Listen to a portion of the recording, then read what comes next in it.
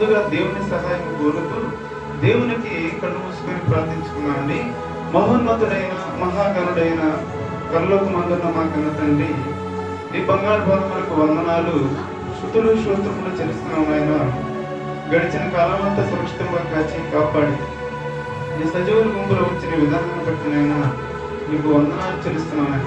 అదే విధముగా నాయన ఇప్పటి వరకు నాయన మీ నుండి మాట్లాడించిన నీ దైవ సేవకుడు మాత్రమే తండ్రి ద్వారా నేను నువ్వు మాట్లాడించిన విధానాన్ని బట్టి నేను నీకు వందనాలు చెల్లిస్తున్నాను ఆయన. అదే విధంగా ఆయన నేను కూడా పలుకుడు నేను మాట్లాడబోతుండగా నీ ఉండి మాట్లాడించి మహిమఘనత మీరే పొందుకున్న మరి యేసుక్రీస్తు వారి యొక్క పరిశుద్ధమైన నామమును అడిగి పెట్టుకున్న పరమ తండ్రి ఆమేన్. ఆమోస్ గారు రాసిన గ్రంథము 3వ అధ్యాయము 7వ వచనం ఒకసారి చదువుకుందామండి. ఆమోస్ గారు రాసిన గ్రంథము 3వ అధ్యాయము 7వ వచనం అండి. తన సేవకులైన ప్రవక్తలకు తాను సంకల్పించిన దానిని బయలుపరచకుండా ప్రభు అయిన యెహోవా ఏమీ చేయుడు. తాను సంకల్పించిన దానిని తన సేవకులకు ఎందుకు తెలియపరుస్తున్నాడు. అది ఈరోజు మన సుప్రీమైన దేవుని పిల్లలారా. చూడు, ఆమోస్ గారు పరిశుద్ధాత్మ ప్రేరణతో రాసుకున్న మాటలే ఇవి. ఏదయ్యా అంటే దేవుడు తాను ఏవైతే చేయాలి అనుకుంటున్నాడు, దేవుడు తాను ఏవైతే భూమి మీద జరిగించాలి అనుకుంటున్నాడో తన సేవకులైన ప్రవక్తలకు తెలియపరుస్తాడు ప్రియమైన దేవుని పిల్లలారా. అందుకే దేవుని సంకల్పము ప్రవక్తలకే ఎందుకు తెలియపరుస్తున్నాడు అంటే, చూడు అసలు ఒక మనిషి చూడు ప్రియమైన దేవుని పిల్లలారా, ఇంకొక మనిషితో తన మనసులో ఉన్నది చెబుతున్నాడు అంటే వారిద్దరి మనసులు ఒకటై ఉండాలి. వారిద్దరు మనసులు చూడు ఒకటై ఉంటేనే వారిద్దరు కూడా ఎలాగ ఉంటారు, ఒకరి మనసులో మాట ఇంకొకరు చెప్పుకుంటూ ఉంటారు, ఒకరి కష్టాలు ఒకరితో చెప్పుకుంటారు, ఒకరి బాగోగులు మరి ఒకరితో సంభాషణ చేస్తారు ప్రియమైన దేవుని పిల్లలారా. ఒక రైతు చూడు తన యొక్క వ్యవసాయం గురించి ఎవరితో చెబుతాడు ప్రియమైన దేవుని పిల్లలారా, ఇంకొక రైతుతో చెబుతాడు. అంటే వీరిద్దరి మనస్సు ఎలాగ ఉంటుంది, వ్యవసాయం మీద కేంద్రీకృతమై ఉంటుంది. అంటే వీరిద్దరి మనసు ఒకే విధముగా ఉంటుంది ప్రియమైన దేవుని పిల్లలారా. చూడు అదే విధముగా ఒక క్రీడాకారుడు చూడు, క్రికెట్ ఆడే ఒక వ్యక్తి అతను ఎవరితో తన మనసులో ఉన్నది వీరిద్దరు కూడా దేని గురించి సంభాషించుకుంటూ ఉంటారు ప్రియమైన దేవుని పిల్లలారా. ఒకే వ్యక్తి ఒకే ఆటకు సంబంధించిన వారు ఒకే విధముగా మాట్లాడుకొనుచూ ఉంటారు. అంటే వారి మనసులు ఒకటై ఉండాలి. వారి మనసులు ఒకటై ఉంటేనే ఎవరైనా సరే తన మనసులో మాటలు చెబుతారు ప్రియమైన దేవుని పిల్లలారా. అందుకే ఆ ఇతడు దేవుడు తన చేయబోయే దానిని తన సంకల్పించిన దానిని ఎందుకు ప్రవక్తలకు చెబుతున్నాడు అంటే వీరిద్దరి మనసులు ఒకటి ప్రియమైన దేవుని పిల్లలారా. దేవుని మనసు, దేవుని సేవకుడైన లేక దేవుని ప్రవక్త మనసు ఒకటి. అది ఈరోజు మనం ధ్యానించుకుందాం ప్రియమైన దేవుని పిల్లలారా. వీరిద్దరి మనసులు ఒకటే. ఒకరి మనసులో ఒకరి ఒకే మనసు కలిగిన వారే తన మనసులో మాట ఒక్కొక్కరికి చెప్పుకుంటూ ఉంటారు, తెలియపరుచుకుంటూ ఉంటారు. వీరి మనసులు కానీ వేరు వేరు భావాలతో కూడి ఉంటే వారు మనసులు మాట్లాడుకోలేరు. దేవుడు కూడా ప్రవక్తలతో ఎందుకు మాట్లాడుతున్నాడు అంటే దేవునికి కలిగిన మనసే ప్రవక్త కలిగి ఉన్నాడు ప్రియమైన దేవుని పిల్లలారా. అయితే చూడగలిగినట్లయితే అసలు ముందుగా తాను ప్రవక్తలకు తెలియపరుస్తున్నాడో లేదో మనం తెలుసుకుందాం. ఇక్కడ చూడు, తాను సంకల్పించిన దానిని అంటే తాను చేయబో దానిని సేవకులకు తెలియపరుస్తున్నాడో లేదో, తన ప్రవక్తలకు అతను తెలియపరుస్తున్నాడో లేదో తెలుసుకోగలిగినట్లయితే రాజుల మొదటి గ్రంథము 17వ అధ్యాయం 1వ వచనం దగ్గర 1వ వచనం మనందరం కూడా చదువుకోగలిగినట్లయితే, సంబంధియును అహాబు నొద్దకు వచ్చి ఎవరి సన్నిధిని నేను నిలబడి ఉన్నానో ఇశ్రాయేలు దేవుడైన ఆ యెహోవా జీవముతోడు నా మాట ప్రకారము కాక ఈ సంవత్సరములలో మంచైనను వర్షమైనను ప్రకటించినాడు. ఎవరి మాట ప్రకారం చెబుతున్నాడు అంటే ప్రియమైన దేవుని పిల్లలారా, యెహోవా జీవముతోడు నా మాట ప్రకారం కాదయ్యా, దేవుడు సెలవిస్తాడు, నేను నీకు తెలియజేస్తున్నాను. ఎందుకని అంటే దేవుడు సంకల్పించిన దానిని దేవుని ప్రవక్తలకు తెలియపరుస్తున్నాడు ప్రియమైన దేవుని పిల్లలారా. ఇక్కడ ఏరియా గారికి దేవుడే తెలియపరిచాడు. దేవుడే తెలియపరిచినప్పుడు ఏలియా గారు వెళ్ళి ఎవరికి తెలియపరుస్తున్నాడు అంటే అహాబు గారికి తెలియపరుస్తున్నాడు. ప్రియమైన దేవుని పిల్లలారా, అదే విధముగా రాజుల 2వ గ్రంథము 20వ అధ్యాయం 1వ వచనం చదువుకోగలిగినట్లయితే హిజ్కియా మరణం అవుతున్నాడు. మరణకరమైన రోగము కలగగా ఆమోజు కుమారుడును ప్రవక్త అయిన యెషయా అతని యొద్దకు వచ్చి, నీవు మరణం అవుచున్నావు, బ్రతుకు కనుక నీవు నీ ఇల్లు చక్కబెట్టుకొనమని యెహోవా సెలవిస్తున్నాడు. చూడు ప్రియమైన దేవుని పిల్లలారా, యెహోవా సెలవిస్తున్నాడు. ఎవరి ద్వారా? యెషయా గారి ద్వారా హిజ్కియా గారికి తెలియపరుస్తున్నాడు. ప్రియమైన దేవుని పిల్లలారా, యెహోవా దేవుడు ఏవైతే చేయాలి అనుకుంటూ ఉన్నాడో తన ప్రవక్తలకు తెలియపరిచి వారికి చెప్పిస్తున్నాడు. ప్రియమైన దేవుని పిల్లలారా, ఇక్కడ ఎవరికి? దేవుని సేవకులకు, దేవుని ప్రవక్తలకు తెలియపరచకుండా యెహోవా సంకల్పించిన దాన్ని దేనిని చేయడు. చూడు, ఒక ఏలియా గారికి దేవుడు తెలియపరిచాడు ముందుగానే. ఇంకా చూడు, ఒక యెషయా ప్రవక్త గారికి దేవుడు తెలియపరిచాడు. ప్రియమైన దేవుని పిల్లలారా, అదే విధముగా యోనా గ్రంథము 3వ అధ్యాయం 1వ వచనం కూడా మనందరం చదువుకోగలిగినట్లయితే, యోనా గ్రంథము 3వ అధ్యాయము 1వ వచనం మనందరం కూడా చదువుకోగలిగినట్లయితే, నినేవే పట్టణము 40 దినములకు నాశనం అవుతుంది అని యోనా గారికి దేవుడు సెలవు ప్రకటించమని యోనా గారికి తెలియపరిచాడు. ప్రియమైన దేవుని పిల్లలారా, దేవుడు అంతటా యెహోవా వాక్కు సెలవిచ్చినది ఏమనగా, నీవు లేచి నినివే మహాపురమునకు పోయి నేను నీకు తెలియజేయు సమాచారము దానికి ప్రకటన చేయము. కాబట్టి యోనా లేచి యెహోవా సెలవిచ్చిన ఆజ్ఞ ప్రకారము నినివే పట్టణమునకు పోయి యెహోవా సెలవిచ్చాడు. ప్రియమైన దేవుని పిల్లలారా, ఎవరికి? నినివే. ఇక్కడ యోనా గారికి దేవుడు సెలవిచ్చాడు. ప్రవక్త అయిన యోనా గారికి దేవుడు చెప్పకపోతే తెలిసేదా? ప్రియమైన దేవుని పిల్లలారా, అందుకే ఒక ఏలియా గారికి దేవుడు సెలవిచ్చాడు కనుక అహాబు గారి దగ్గరికి వెళ్ళి చెప్పాడు. చూడు, ఇంకా హిజ్కియా గారి దగ్గరికి యెషయా ప్రవక్తకి ఎవరు చెప్పారు? దేవుడే తెలియపరిచాడు కనుక దేవుని మాట ప్రకారంగా ఇదే యెహోవా వాక్కు అని చెబుతూ ఉన్నాడు. ప్రియమైన దేవుని పిల్లలారా, ఇంకా యోనా గారికి దేవుడే సెలవిస్తున్నాడని మనకు రాయించి పెట్టాడు పరిశుద్ధ గ్రంథములో. పరిశుద్ధ గ్రంథములు అబద్ధానికి చోటు లేదు. ప్రియమైన దేవుని పిల్లలారా, ప్రతి ఒక్క పరిశుద్ధ గ్రంథమైన బైబిల్లో రాసిన ప్రతి ఒక్క మాట కూడా నిజం. అబద్ధానికి పరిశుద్ధ గ్రంథములు ఎక్కడ కూడా తావు లేదు. అబద్ధం రాయటానికి దేవుడు అబద్ధికుడు కాదు. ప్రియమైన దేవుని పిల్లలారా, ఒక యోనా గారికి దేవుడే తెలియపరచకపోతే యోనా గారికి తెలిసేదా? ప్రియమైన దేవుని పిల్లలారా, ఇంకా రాజుల 2వ గ్రంథము 8వ అధ్యాయం 1వ వచనం చదువుకోగలిగినట్లయితే ఇక్కడ మనందరికి కూడా ఎలీషా ప్రవక్తకు కూడా దేవుడే తెలియపరుస్తున్నాడు.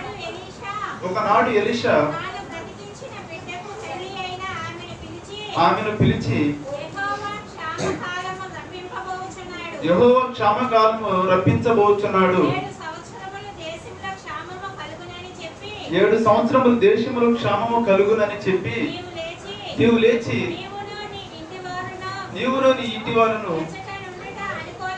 ఎచ్చట ఉండుట అనుకూలము అక్కడికి పోమని చెబుతున్నాడు. ప్రియమైన దేవుని పిల్లలారా, ఎలీషా ప్రవక్త గారికి ఎవరు తెలియపరిచాడయ్యా అంటే దేవుడే తెలియపరిచాడు. ఏమని? 7 సంవత్సరముల దేశంలో క్షామం కరువు వస్తుంది అని తాను బ్రతికించిన బిడ్డ యొక్క తల్లికి చెబుతున్నాడు. ప్రియమైన దేవుని పిల్లలారా, ఒక ఏలియా గారికి కానీ, ఇక యెషయా ప్రవక్తకు కానీ, ఒక యోనా ప్రవక్తకు కానీ, ఒక ఎలీషా ప్రవక్తకు కానీ దేవుడే తెలియపరుస్తున్నాడు. ఇంకా అందరి ప్రవక్తలకు దేవుడే తెలియపరుస్తున్నాడు. ప్రియమైన దేవుని పిల్లలారా, దేవుడు తెలియపరచకుండా ఏ ఒక్క ప్రవక్త కూడా ఏ మాట కూడా పలకలేడు. అయితే మన యొక్క అంశం ఏమిటి అంటే ప్రియమైన దేవుని పిల్లలారా, దేవుడు సంకల్పించిన దానిని ప్రవక్తలకే ఎందుకు తెలియపరుస్తున్నాడు? ఇప్పుడు అది తెలియపరుస్తున్నాడు అని మనకు అర్థమైపోయినది. దేవుడు తన సేవకులైన ప్రవక్తలకు తెలియపరుస్తున్నాడు. ఎక్కడ? ఏలియా గారికి తెలియపరిచాడు. ఇంకా ఒక యెషయా ప్రవక్తకు తెలియపరిచాడు, యోనా గారికి తెలియపరిచాడు, ఒక ఎలీషా ప్రవక్తకు తెలియపరిచాడు. అయితే తన సేవకులైన ప్రవక్తలకు ఎందుకు తెలియపరుస్తున్నాడు? వేరే వారికి ఎందుకు తెలియపరచట్లేదు? చదువుకోగలిగినట్లయితే చూడండి, ఇక్కడ ఇదే రాజుల 2వ గ్రంథము 6వ అధ్యాయం 8వ వచనం దగ్గర నుంచి మనం చదువుకోగలిగినట్లయితే, రాజుల 2వ గ్రంథము యుద్ధము చేయవలెనని కోరి తన సేవకులతో ఆలోచన చేసి అలానే స్థలమందు మన దండు పేట ఉంచుదమని చెప్పాను. అయితే ఆ దైవజనుడు ఇశ్రాయేలు రాజునకు వర్తమానం పంపి ఫలానా స్థలమునకు నీవు పోవద్దు, అతడికి సిరియన్లు వచ్చి దిగి ఉన్నారని తెలపగా ఇశ్రాయేలు రాజు దైవజనుడు తనకు తెలిపిన హెచ్చరిక చేసిన స్థలమునకు పంపిన సంగతి తెలుసుకుని తన వారిని రక్షించుకొనెను. ఇలాగ మాటి మాటికి జరుగుతూ వచ్చిన ఇక్కడ చూడు ప్రియమైన దేవుని పిల్లలరా, సిరియా రాజు ఇశ్రాయేలు దేశంతో యుద్ధము జరిగించాలి అని అంటే ఇశ్రాయేలు దేశం మీద ఆధిపత్యం జయించుకొని పూర్వకాలాలలో రాజులు వేరే దేశాన్ని ఎందుకు జయిస్తారు అంటే ప్రియమైన దేవుని పిల్లలరా, ఒక దేశము రాజు వచ్చి ఇంకొక దేశాన్ని జయించినప్పుడు ఈ దేశం వారు ఆ రాజుకి పన్ను ఇవ్వాలి. ఈ దేశం వారు పన్నిచ్చినప్పుడు ఏమైపోతుందంటే ఈ దేశం ఏమో తక్కువ పడిపోతుంది, పన్ను తీసుకున్న వారు ఏమైపోతారు, అధికులైపోతారు ప్రియమైన దేవుని పిల్లలారా. అందుకని సిరియా రాజు ఏమి చేస్తున్నాడు, నేను ఇశ్రాయేలు దేశాన్ని కూడా జయించాలి. ఇశ్రాయేలు దేశాన్ని జయిస్తే ఇశ్రాయేలు దేశం దగ్గర నుంచి నాకు ఏమొస్తుంది, వారు నాకు పన్ను చెల్లిస్తూ ఉంటారు. ఆ పన్ను చెల్లించడం వల్ల వారు నాకు బానిసలై ఉంటారు. ఆ బానిసత్వం వల్ల నేను ఏమవుతానంటే గనుడుని అవుతానని ఆలోచన చేసి అలాగా ఏమి చేస్తున్నాడు, ఇశ్రాయేలు దేశం మీద అతడు యుద్ధం చేయాలని ఆలోచన కలిగి తన సిరియన్లను దండను పంపుతూ ఉన్నాడు ప్రియమైన దేవుని పిల్లలారా. పంపినప్పుడు అది ఎవరికి దేవుడు తెలియపరుస్తున్నాడయ్యా అంటే తన ప్రవక్త అయిన ఎలీషా ప్రవక్తకు తెలియపరుస్తూ ఉన్నాడు దేవుడు. తెలియపరిచినప్పుడు ఆ వర్తమానం ఇశ్రాయేలు రాజుకు ఎలీషా ప్రవక్త గారు తెలియపరుస్తున్నాడు. అదే తన సేవకులైన ప్రవక్తలకు దేవుడు సంకల్పించిన దానిని తెలియపరుస్తాడు ప్రియమైన దేవుని పిల్లలు. తెలియపరిచినప్పుడు వీరు రక్షింపబడుతూ ఉన్నప్పుడు అప్పుడు సిరియా రాజు అడుగుతూ ఉన్నాడు ప్రియమైన దేవుని పిల్లలారా, చదవండి. సిరియా రాజు కల్లోల పడి తన సేవకులను పిలిచి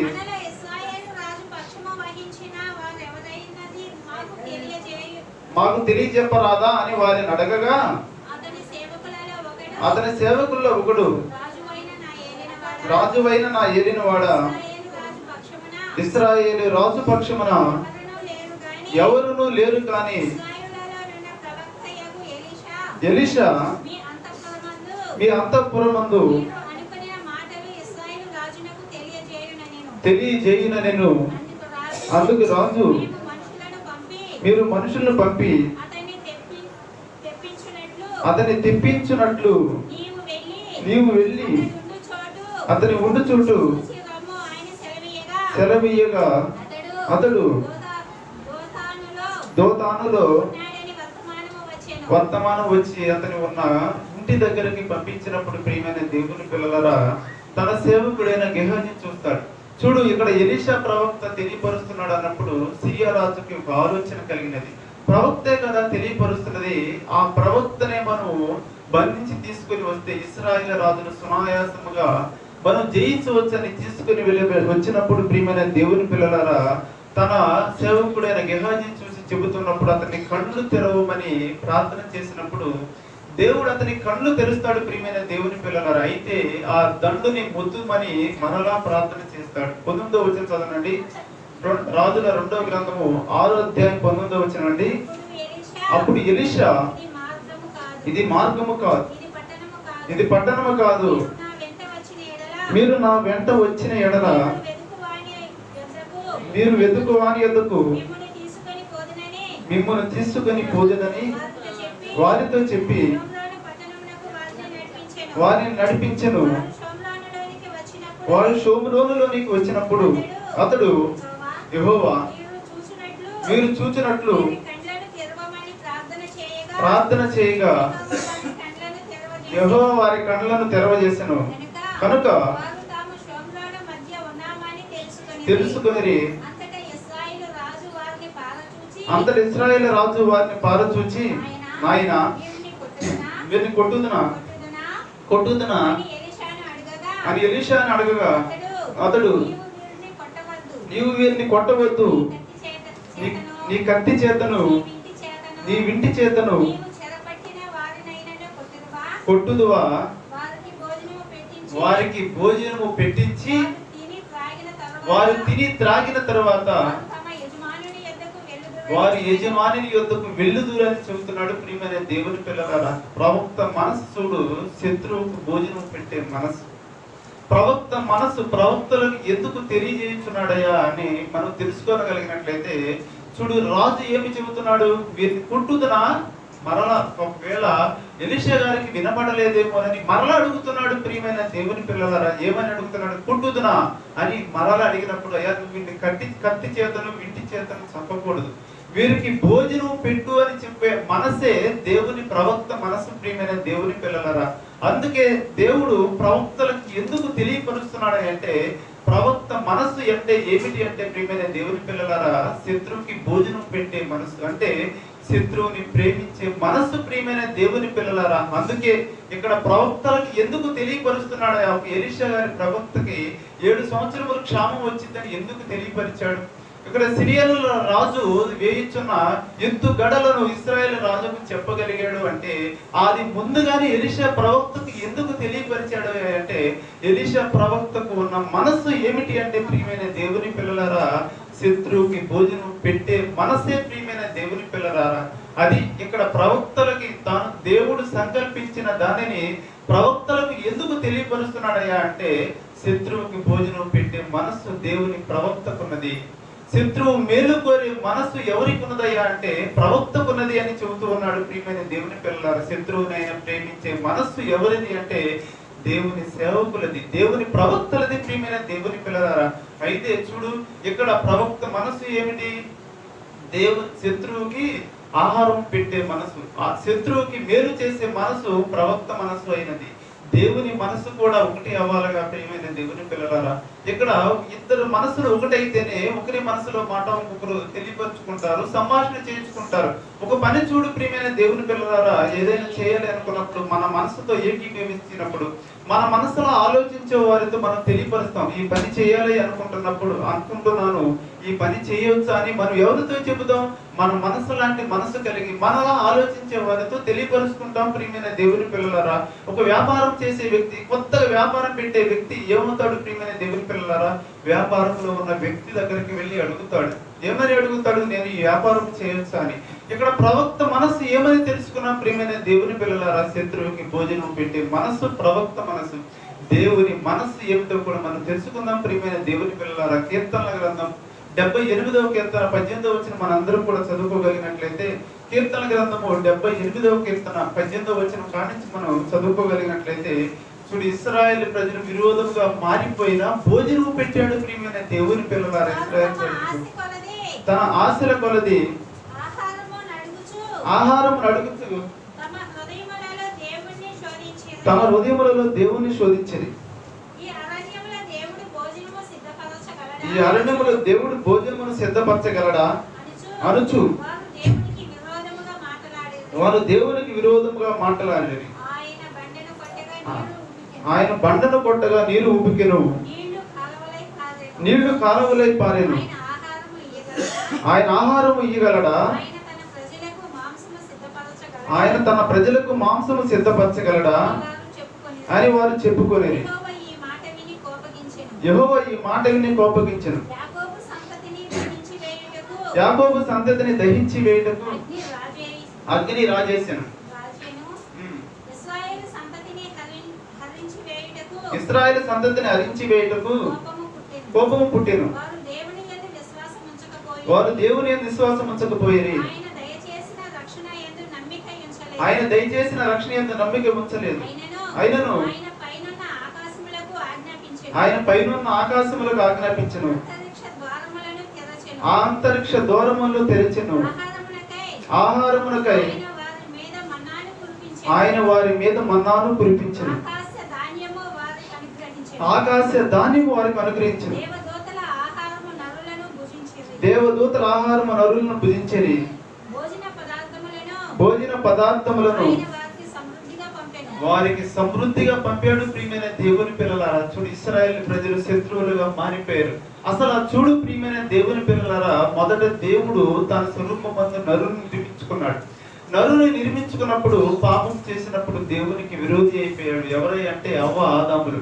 అప్పుడు చూడగలిగినట్లయితే ఆదికాండం 3:15 చదువుకోగలిగినట్లయితే ఇక్కడ దేవుడు అపవాదితో చెబుతున్నాడు. ఏమని చెబుతున్నాడు? మనుషుని నీకు విరోధిగా చేస్తున్నాను అని చెప్తే ఈ అపవాది ఏమి చేసేసిందంటే, నువ్వు నాకు మనిషిని విరోధిగా చేయడం కాదు, నీకే విరోధిగా చేస్తాను, నీకే శత్రువుగా చేస్తాను మనిషిని అని చెప్పి వేసింది. ప్రియమైన దేవుని పిల్లలారా, చదవండి ఆదికాండం 3:15 చదువుకోగలిగినట్లయితే, ఆదికాండం నీకును స్త్రీకిని నీ సంతానముకును ఆమె సంతానముకును వైరము కలుగు చేసేదను, అది నిన్ను తల మీద కొట్టును,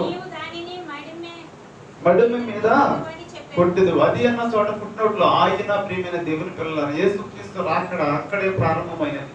ఆదిలోనే యేసుక్రీస్తు రాకడ ప్రారంభమైంది. ప్రియమైన దేవుని పిల్లలారా, అయితే చూడగలిగినట్లయితే దేవుడు తన స్వరూపం వద్ద ఎంతో ఇష్టపూర్వకంగా నిర్మించుకున్నాడు మొదటి మానవుడైన ఆదాముని.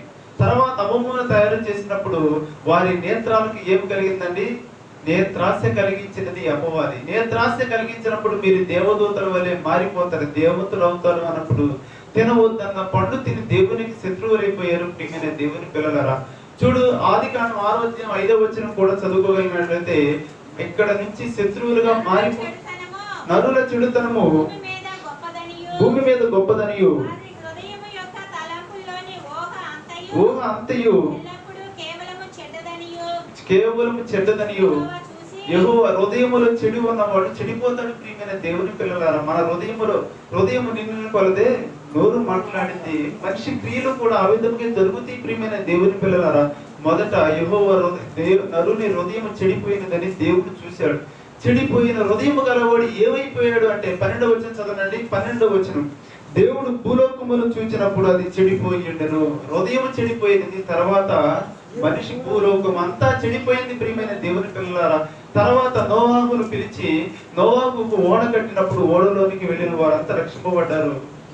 నోవాహు మాట వినకుండా ఉన్న వారందరూ జలప్రలయములో నశించిపోయారు. ప్రియమైన దేవుని పిల్లలారా, తర్వాత ఇంకా మిగిలిన జనము నుంచి ఎవరు వచ్చారంటే ఎరుకో పట్టణస్థులు వచ్చినప్పుడు, ఎరుకో పట్టణస్థులు పాపం చేసినప్పుడు ప్రియమైన దేవుని పిల్లలారా, వీరే నోవాహు సంతతి నుంచి వచ్చిన వారు ఎరుకో పాపం చేసినప్పుడు దేవుడు అగ్ని గంధకాలను కురిపించి వారందరిని కూడా పతనం చేసినప్పుడు ఇంకా ఇక్కడ కొంత మిశ్రిత జనం మిగిలింది. ప్రియమైన దేవుని పిల్లలారా, ఈ మిశ్రిత జనం ఏ విధంగా ఆలోచిస్తున్నారో చూడండి. న్యాయాధిపతుల గ్రంథము 2వ అధ్యాయము చదవండి. న్యాయాధిపతుల గ్రంథము 2వ అధ్యాయం 10వ వచనం కానించి మనం చదువుకోగలిగినట్లయితే, ఇక్కడ కూడా కొంత జనము మిగిలి వీరందరూ కూడా దేవునికి విరోధంగా మాట్లాడుతూ ఉన్నారు.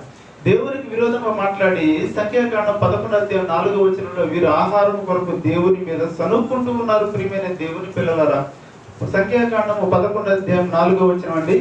సంఖ్యాకాండము 11వ అధ్యాయము 4వ వచనం, వారి మధ్యనున్న మిశ్రిత జనము మాంసాపేక్ష అధికముగా కనపరచగా ఇశ్రాయేలును మరలా ఏడ్చి మాకెవరు మాంసం పెట్టెదరు. చూడు ఇక్కడ ఇదే ప్రియమైన దేవుని పిల్లల కీర్తనకారుడు రాసింది కూడా ఇదే.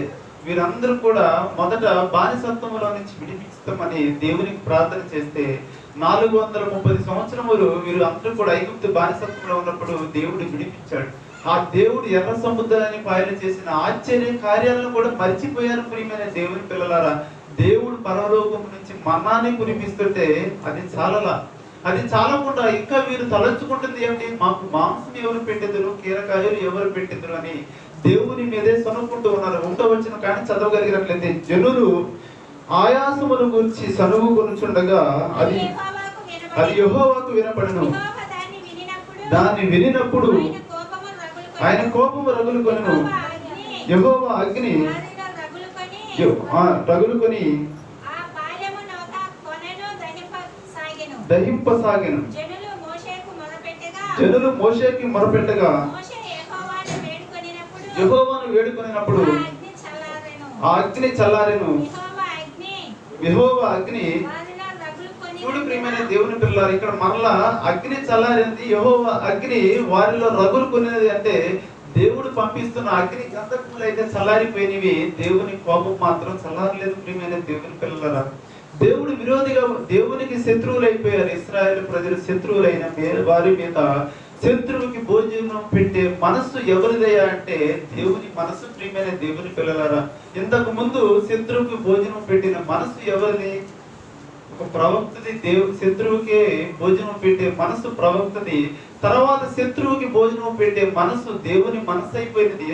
ఇశ్రాయేలు ప్రజలందరూ కూడా శత్రువులైపోయారు. ప్రియమైన దేవుని పిల్లలారా, పాలు తేనెలు ప్రవహించు దేశమునకు బయలుదేరిన వాళ్ళు కాలేబు, యెహోషువ తప్ప ఎవరు కూడా ఆ పాలు తేనెలు ప్రవహించు కనానుకు వెళ్ళలేకపోయారు. ఎందుకయ్యా అంటే వీరు అరణ్యములు ప్రయాణం చేయించున్నప్పుడు మోయాబు దేశం దగ్గర. ప్రియమైన దేవుని పిల్లలారా, ఎక్కడ వారు ప్రయాణం చేయించున్న అరణ్యానికి మోయాబు దేశం దగ్గరగా ఉండేది. దగ్గరగా ఉండేప్పుడు వీరేం చేశారు? మోయాబు స్త్రీలతో అక్రమ సంబంధం పెట్టుకొని ఉన్నారు. అది దేవుడు చూడలేకపోయాడు. ప్రియమైన దేవుని పిల్లలారా, అలాగా చూడలేకపోయినప్పుడు వీరందరూ కూడా ఏమైపోయారంటే మరణం అయిపోయారు. మరణించి వేసినప్పుడు దేవుడు చూడు ఒక యెహోషువ కాలేబు వెళ్ళిపోయారు. శత్రువుకి భోజనం పెట్టే మనసు ఎవరిదయ్యా అంటే ఒక దేవుని మనసు, ప్రవక్త మనసు. ప్రియమైన దేవుని పిల్లలారా, అపోస్తల కార్యములు 13వ అధ్యాయం 23వ వచనం 22 దగ్గర నుంచి చదువుకుందామండి. అపోస్తల కార్యం. తర్వాత అతన్ని తొలగించి దావీదును వారికి రాజుగా ఏర్పరచెను. మరియు ఆయన మరి యెషయా కుమారుడనైన దావీదును కనుగొంటిని.